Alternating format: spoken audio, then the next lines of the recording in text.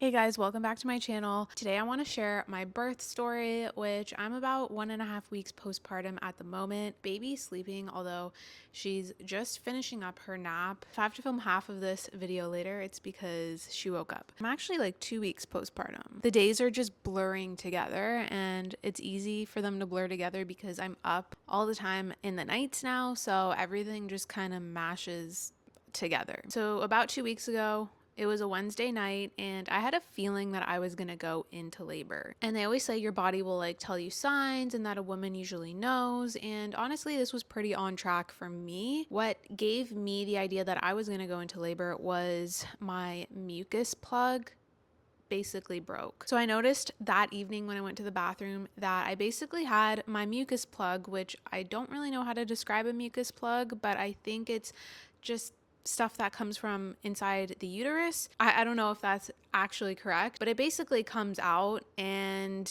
it does not look like typical discharge. It is thicker and stickier. And anyways, when I saw that, I had a feeling that something was going to happen that night. Also because 2 days prior to this, I had a stretch and sweep, which is a more natural form of intervention to induce labor. Days before my labor, I was trying everything to go into labor naturally because I had a scheduled induction just a few days later and I really did not want to go through with the induction.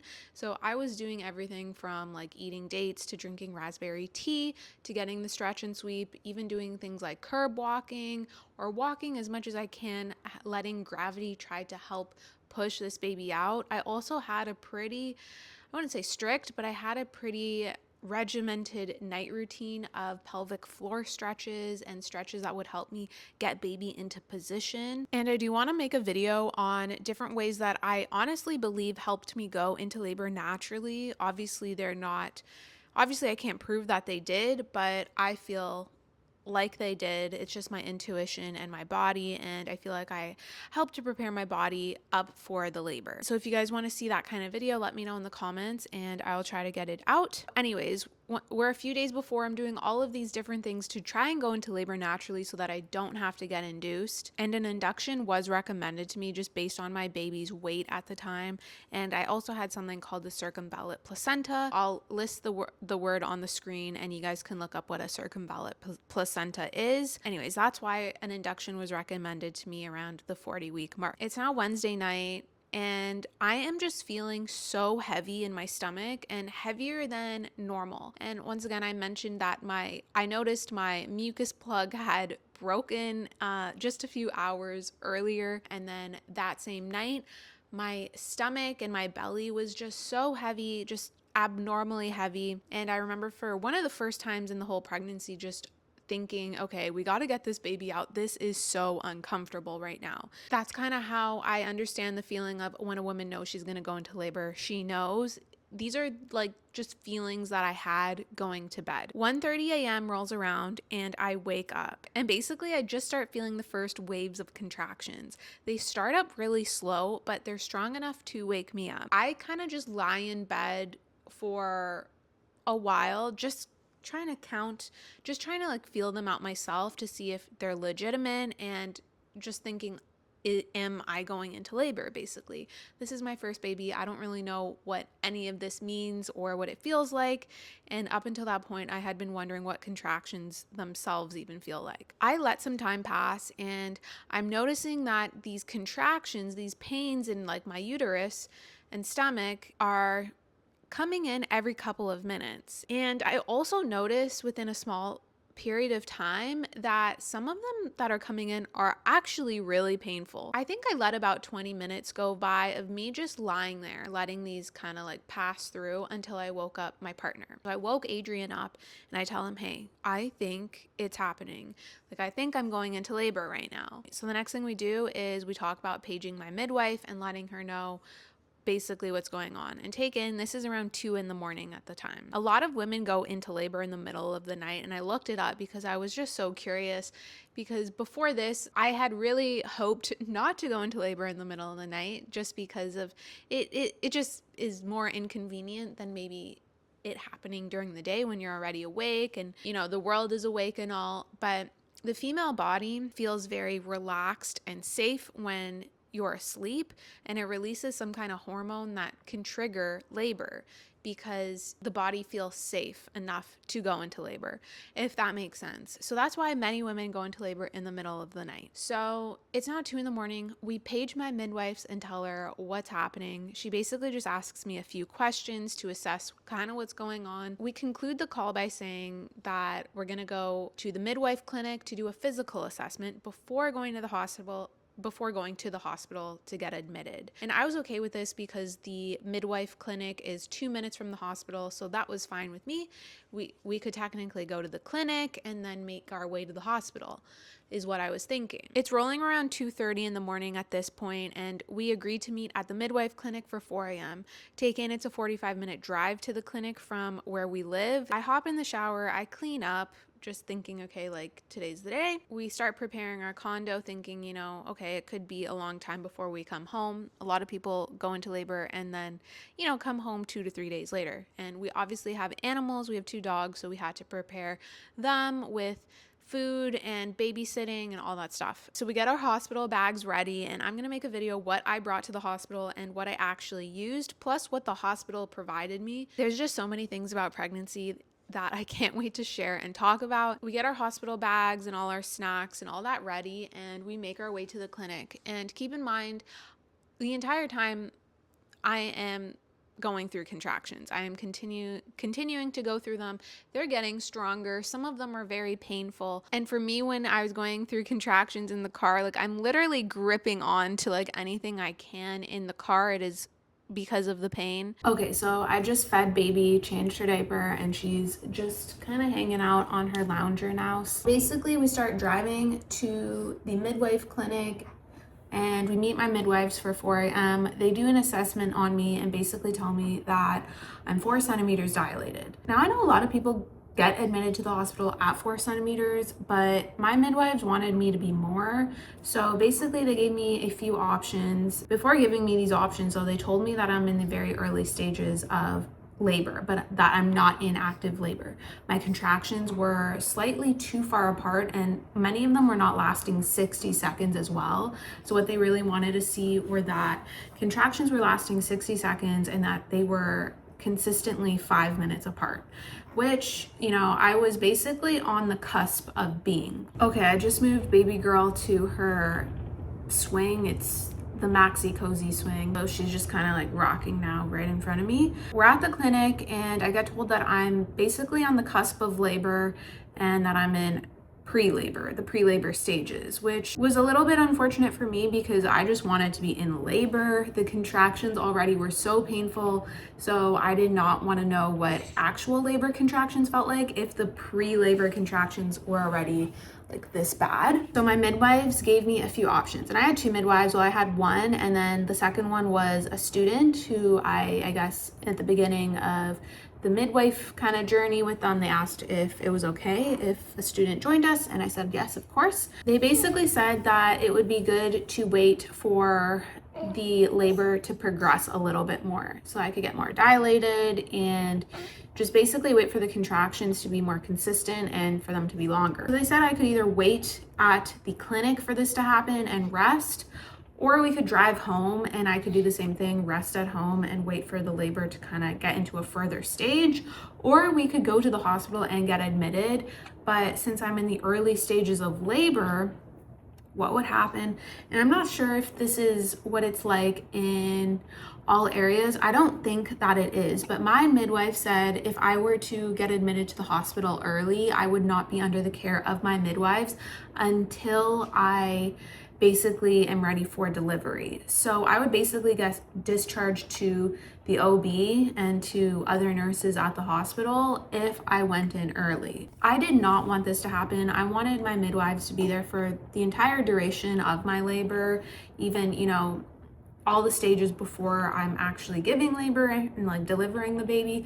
So what I chose to go with was staying at the clinic to wait for kind of my labor to progress. So we waited a whole hour, and Adrian and I were literally just sleeping on the kind of like clinic bed. You know, the one where they have like the roll out disposable sheet on top. So not super comfy, but it was at this point 4:30 in the morning, and we decided to just rest there. I don't know if my mic was on for that last clip. I guess we'll find out when I'm editing. Midwives come in after an hour and they check on me, and basically nothing had progressed in that hour, so we decided to wait another hour. Another hour rolls by. I am continuing to go through a lot of pain with the contractions. It's now 6 in the morning, and after 2 hours have passed, I get told again that not much has progressed. So in this third hour, they relayed my options back to me, and this time we chose to drive back home to wait for the labor to progress.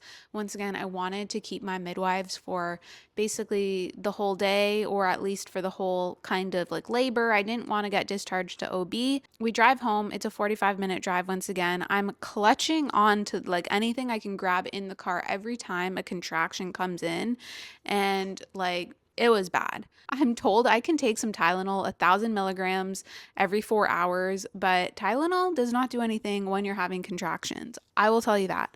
So what it did maybe was help me rest and sleep a little. Like maybe it made me a little bit drowsy so that I could rest for the next several hours at home, but in terms of pain, it did not really do much. So we leave the clinic, but we also make the plan to meet at the hospital for 1:30 p.m. because we're going to do a stress test on the baby to see how the contractions are affecting the baby. So I at least went home knowing that, you know, we had a plan to go back to the hospital, which made me feel better. Okay, so it's been a few hours just taking care of baby, ate some food, and let's continue the story. We made a plan to visit the hospital for 1:30 p.m. and that just gave me some comfort knowing we would be going to the hospital later in the day, and basically I could just go home and let everything progress in the meantime. It was just after 6 in the morning. We drove home, and basically from like 7 a.m. all the way till 1 p.m.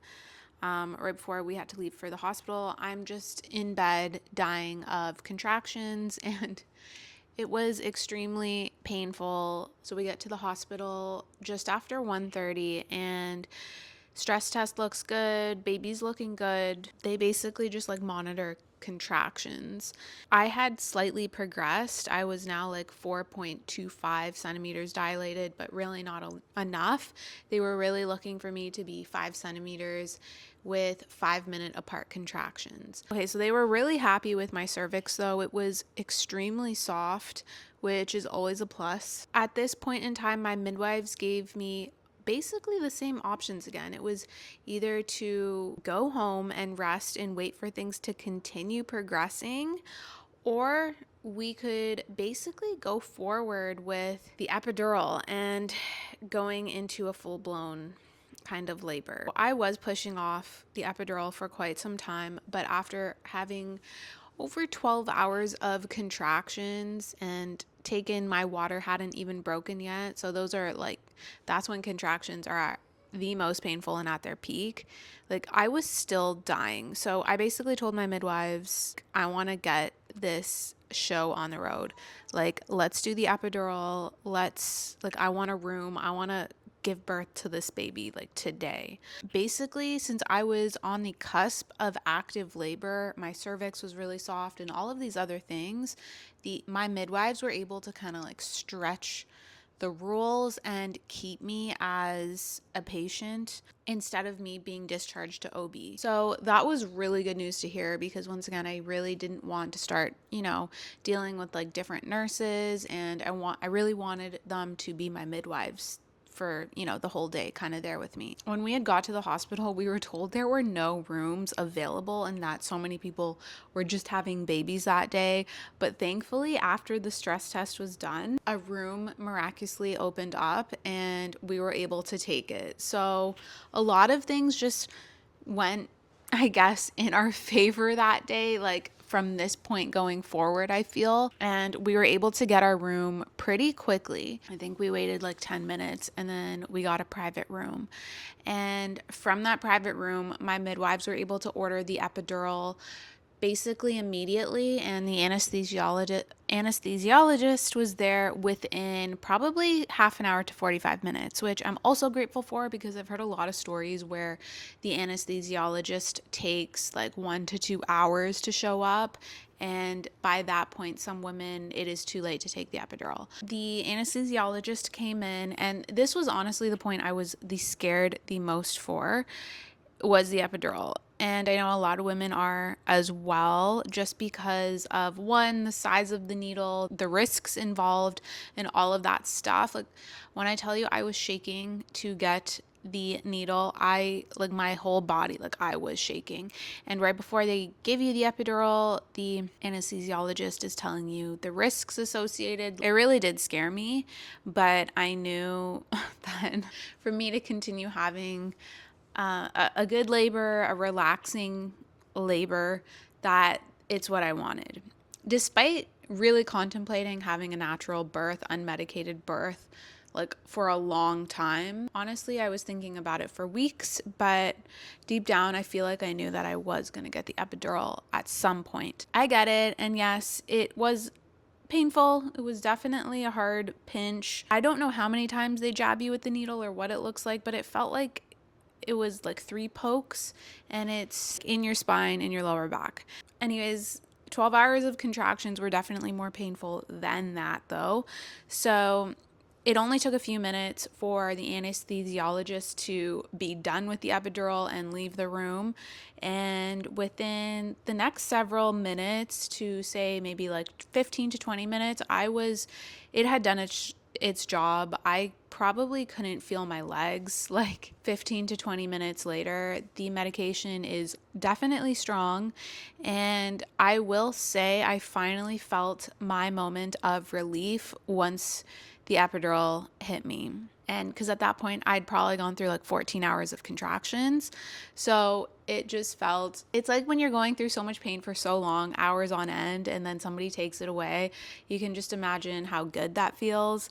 And I was also able to finally sleep now that the medication was working, because I had been up since 1:30 in the morning with contractions, and finally I was able to sleep. So for the next little while, both Adrian and I were sleeping in this private room. I was obviously in and out of sleep because my midwives were talking to me, but they let me rest. They gave me a peanut ball to go in between my knees, and that helps open up your pelvis. And honestly, it felt so good to have the painkillers working, the medication flowing through me. I was also dehydrated, and I had not eaten that much that day, which is something that in my next pregnancy and labor, I would definitely recommend to eat a lot of food, because it's going to help keep you strong throughout the day. Once you get the epidural, you're not allowed to eat basically most foods anymore. At least my midwives told me you're only allowed to eat transparent foods, which include things like Jell-O, popsicles, things like that. I'm not exactly sure why, but maybe if you do end up needing surgery or a C-section, that would be why. You're only allowed transparent foods. Not that there are many transparent foods out there, but my midwife actually gave me some popsicles to eat, which was nice. But since I was dehydrated and low on food, I was getting the IV drip also, which helped hydrate me. Like I said, it didn't take long for the epidural to start working and for me to start relaxing. So that's what we did for the next several hours, as we just continued to wait for the labor to continue progressing. And then about probably 2 hours in, my midwife told me that she was going to break my water, since that had not broken by itself. And once you break your water, that's basically the point of no return. That kicks you into full-blown active labor. So she broke my water, and I couldn't really feel anything because I was pretty much numb from the belly button down. And they do tests on you with an ice pack to see on which parts of your legs and body that you can feel the cold. And I could feel the ice packs on some areas, and other areas just completely nothing. And you know what? That didn't really scare me. I was just happy to be out of pain from the contractions.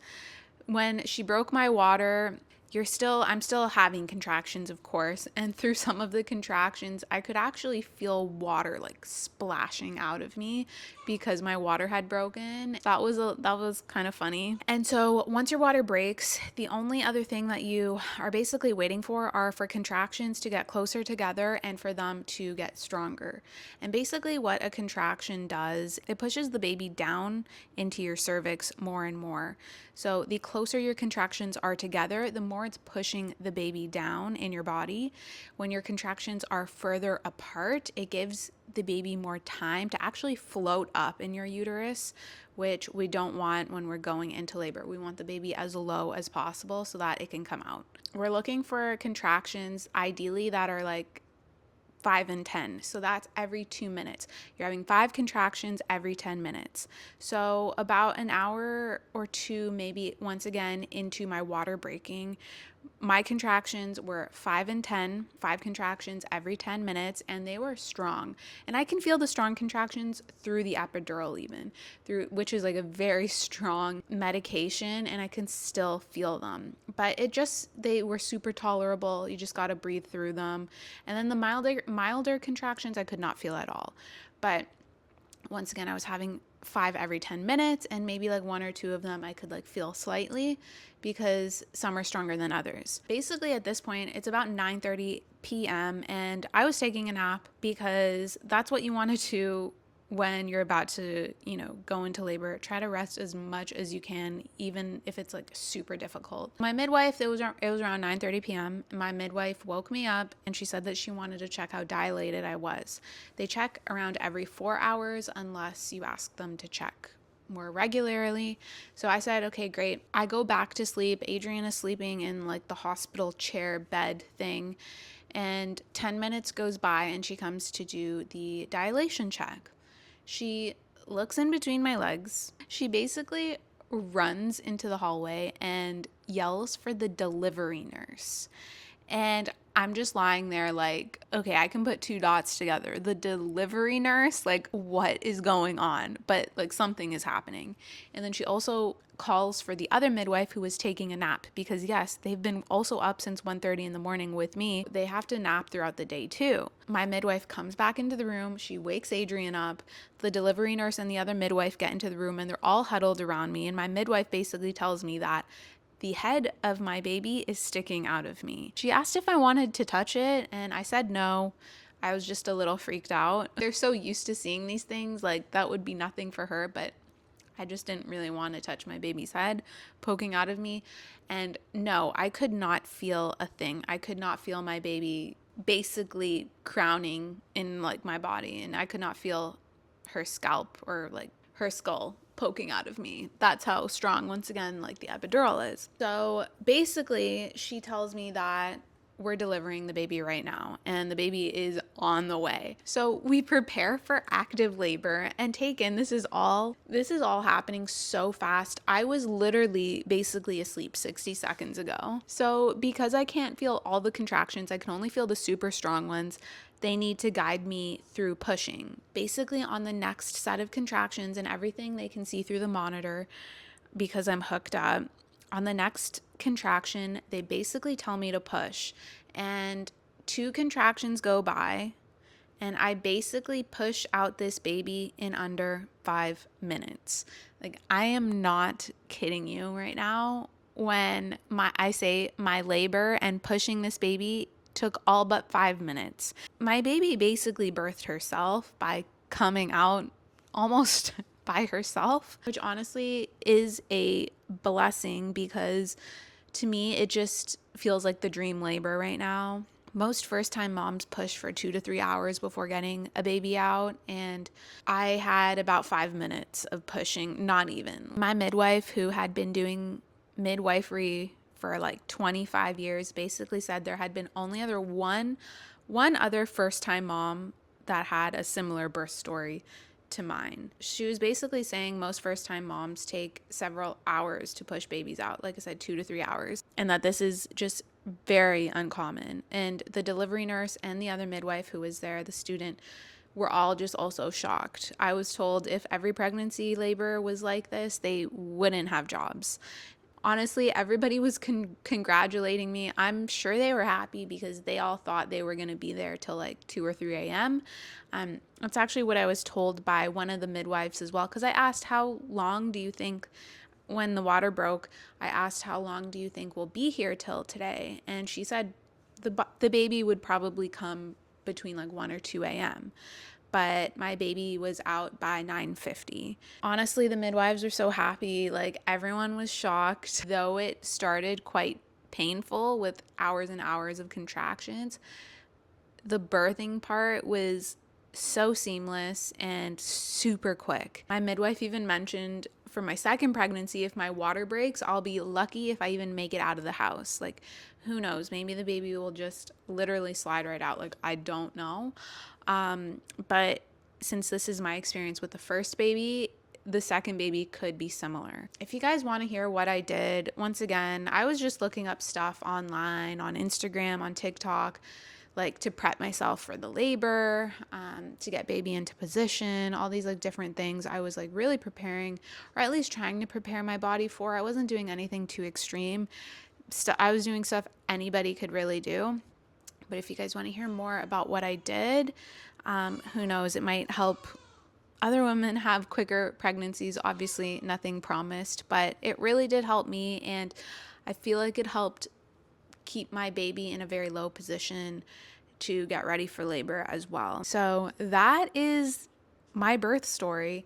And I love telling it. I'm writing it down in my journal just so I never forget it. If you guys have any questions, if you're a mom to be this year, if you have any questions about pregnancy, about like labor, anything at all, please drop them in the comments. And I'd love to just share a little bit of my insight, and if I can help anybody out, I would love to. Don't forget to like, comment, and subscribe to support my channel. I'm going to be putting out some more pregnancy and motherhood videos going forward, just because it's now my life. And so far, 2 weeks postpartum, I'm loving the journey.